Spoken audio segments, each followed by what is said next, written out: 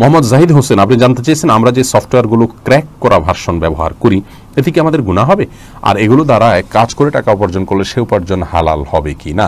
ভাই জাহিদ হোসেন, যে সমস্ত সফটওয়্যারগুলো আমরা ব্যবহার করছি ক্র্যাক করা ভার্সন, সেগুলো ব্যবহারের ক্ষেত্রে দেখতে হবে যে সেই কোম্পানি এক্ষেত্রে শিথিলতা দিয়ে রেখেছেন কিনা।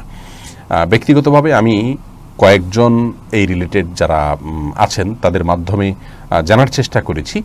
তো আমি যেটা জানতে পেরেছি তারা কোনো কোনো কোম্পানির সাথে যোগাযোগ করেছেন এবং ফোন করেছেন এবং বলেছেন যে আপনাদের সফটওয়্যারের যে অরিজিনাল ভার্সন তো এখানে পাওয়া যায় না এবং ক্র্যাক করা ভার্সনই আমরা সবাই ইউজ করি, তো এক্ষেত্রে আপনারা কেন ব্যবস্থা নিচ্ছেন না ইত্যাদি।